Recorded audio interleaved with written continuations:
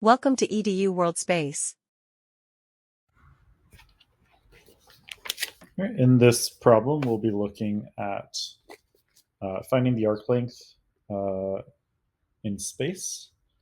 So just remember that our formula to find the arc length in space between two values a and b is to take the integral, the definite integral from a to b of the magnitude of the derivative of that function, which looks a lot like finding the arc length of a parametric equation in a plane, so two-dimensional. We just add this third component. So we're dealing with this problem right here. So we want to start off by finding the magnitude of the derivative of this function.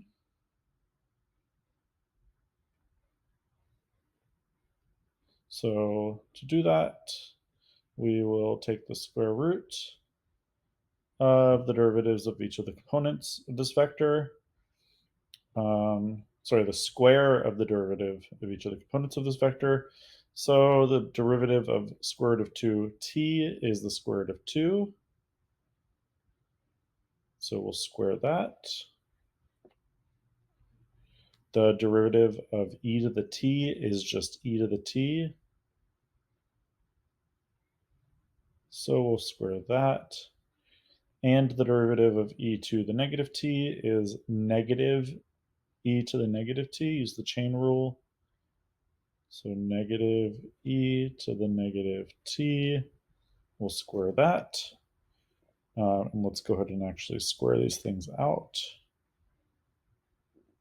Square root of 2 squared is 2. E to the t squared is e to the 2t. And negative e to the negative t squared is positive e to the negative 2t. And again, there's usually a trick here where we can rewrite the expression under the radical when we're solving these as a perfect square.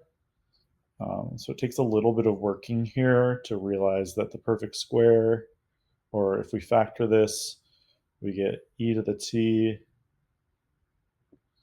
plus e to the minus t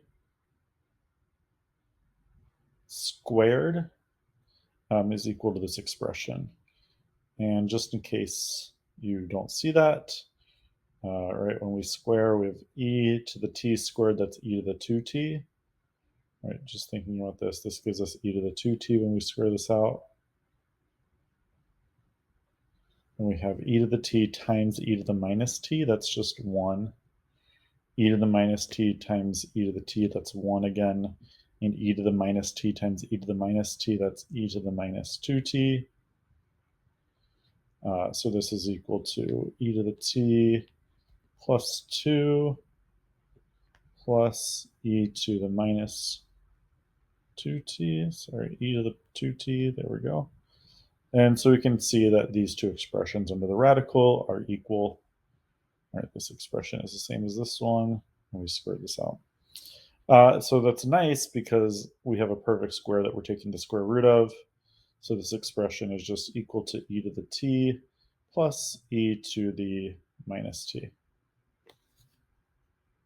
And why that's nice is because now we can go ahead and find the arc length of this vector. So we're going from our bounds were 0 to 1. We found the magnitude of this derivative. It was e to the positive t plus e to the negative t with respect to t. And now we just want to evaluate this integral.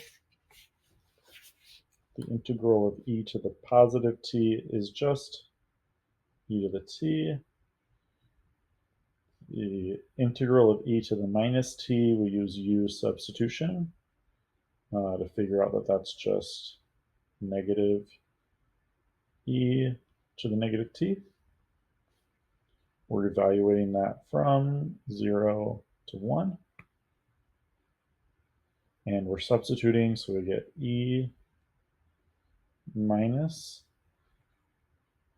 e to the negative 1, substituting in 1, and then subtracting e to the 0, which is 1, minus e to the 0, which is 1.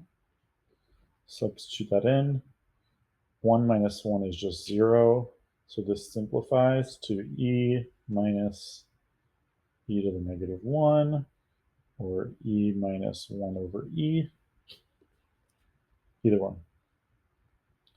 And that is how we find the arc length of this vector.